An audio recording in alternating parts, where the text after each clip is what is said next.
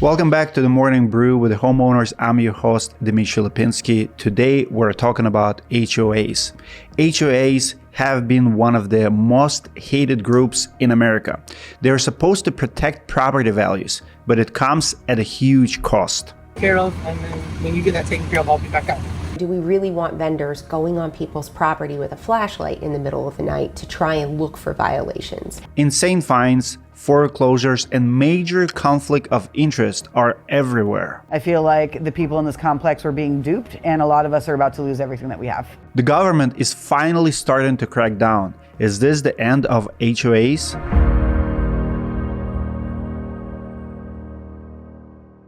Let's start with some real stories. In one Minnesota neighborhood, homeowners got slapped with the $16,000 bills for roof repairs. No vote, no warning, just a letter saying, "You owe us." The HOA started the project without giving residents a heads up and without getting bids from multiple contractors. People started asking questions, and big surprise, some of the board members had ties to the contractor they hired. But it gets worse. Homeowners couldn't get access to the HOA's financial records. There was no breakdown of how money was being spent, just invoices and demands. At least 2 residents lost their home after they couldn't pay. Late fees piled up and HOA hit them with a lien. It got so bad that a major insurance group asked the Attorney General to investigate. Still, Minnesota has nothing on the Florida HOAs. Imagine waking up to find your car towed from your own driveway. This actually happened to some people in Pasco County. The HOA contracted a towing company to remove cars with expired tags, even if they were parked on a private property. One owner had to pay over $200 to get his truck back after it was towed without notice. What was their reason? My registration was out of date by a month. You're talking about your tag on the back of your car. So this happened in October, and then my registration went out in September. They finally backed off after the police got involved. You have no authority to be here whatsoever. If you hook up to a vehicle and you take it, it's considered vehicle theft. You will be prosecuted for grand theft. We tried to. Yeah, you did it right now. The vehicle's still here. The next time you try to take another vehicle, our supervisor said you will be prosecuted for vehicle theft. Do we really want vendors going on people's property with a flashlight in the middle of the night to try and look for violations? And I think the board will probably agree that's probably not what we want. People in another Florida neighborhood were living under tarps for a year. Their HOA hired a roofer who ripped off shingles but never replaced them. Owner had to deal with leaks, water damage, and mold. While they were all struggling, the HOA property management company got a 5% fee to put tarps up and hire a new roofer. In Sunrise, condo owners were literally forced to evacuate after HOA delayed the repairs. When they suddenly imposed a $4.5 million assessment, the city declared the building unsafe. Families were left scrambling to find housing on a short notice. We're just asking for transparency. I feel like the people in this complex were being duped, and a lot of us are about to lose everything that we have. These stories might sound extreme, but if you think HOAs are a niche problem, think again. Over 75 million Americans live in HOA communities. That's almost 1 in 3 people, and it's still growing.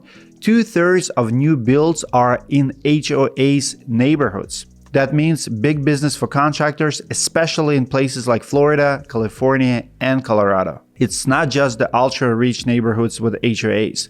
They're everywhere, and it comes at a cost. The average fee is around $250 a month on top of property taxes. In some cities, it's double or even triple that. A lot of buyers will pick condos or townhomes for the low prices. They don't realize they could be spending thousands more a month on HOA dues. Even if the fees start low, they can change over time. By now, you're probably wondering, how is all of this legal? My name is Dmitry, and I've been a contractor my whole life. I've seen it all. Jobs gone wrong, homeowners losing tens of thousands of dollars to scammers, and platforms that take zero responsibility even though they recommended those contractors. That's why I created directory. It's not just a directory, it's a safety net. We guarantee up to $250,000 on every single job. We vet every contractor, criminal, financial reviews, you name it.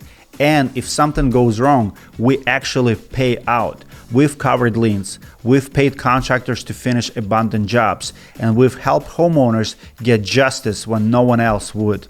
If you're hiring a contractor without directory, you're taking a gamble.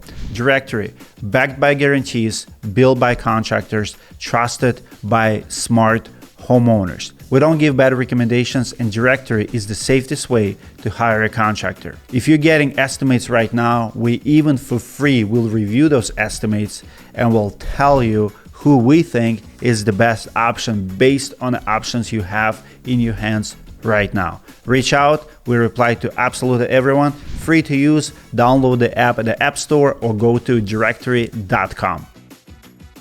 HOAs are everywhere. So how are they getting away with surprise bills and conflicts of interest? Let's get into it.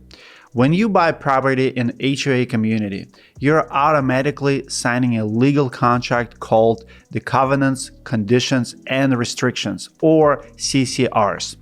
CCRs give the HOA the power to enforce the rules, collect dues, and manage property maintenance. Sometimes these boards are run by volunteers. Other times it's a management company. The people in charge can make a big difference, especially when it comes to special assessments. That's when your HOA charges a one-time fee on top of your regular dues.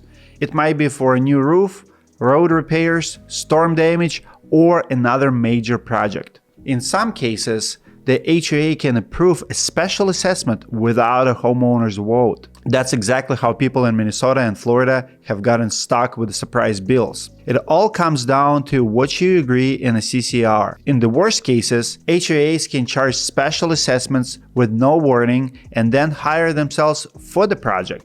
Yes, that's allowed in some states. Lots of management companies have created construction firms that profit off community projects. In other cases, board members have friends or relatives who are contractors. Most HOAs have rules about conflicts of interest, but enforcing them is a different story. In some cases, board members can still vote to hire relatives as long as they disclose their relationship. What I'm saying is, HOAs have a lot of power, but that could be their downfall. HOAs have gotten so big that people are starting to fight back. And not just one-off lawsuits, we're talking about real changes. In Florida, a new law forces HOAs to share records and conflicts of interest. Board members can now be charged with a felony for taking bribes. They also can't stop owners from hiring a contractor just because they are a preferred vendor. In Minnesota, a similar crackdown could be on the way. They're considering a rule that would force board members to disclose conflicts of interest. It would also allow homeowners to contest fines and ban fines on residents for asking questions. Those are just a couple examples, but chances are your state is either looking at HOA rule changes or they have just passed some.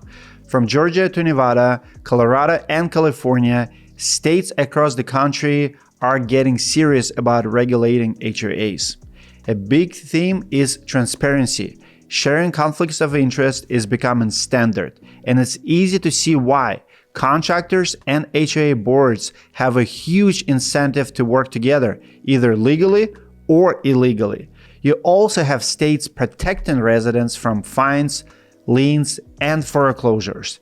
They're requiring HOAs to give proper notice of violations, keep fines low, and offer dispute resolutions. Basically, they're limited the enforcement power of HOAs. The question is, will more laws or better laws get rid of HOAs? I don't think so. At least not completely. But my prediction is these groups will become a lot less powerful in the next 10 years. The days of every other HOA running a contractor kickback scheme are numbered. I personally know quite a few contractors who have been getting kickbacks or have been paying bribes to board members to get some big projects. What do you think about the story? Comment below. Maybe reach out to us if you have some crazy HOA stories to be on a show in one of the next episodes. I read all of my comments, reply to most if possible, and I'm looking for good stories to share in the show later. Comment away.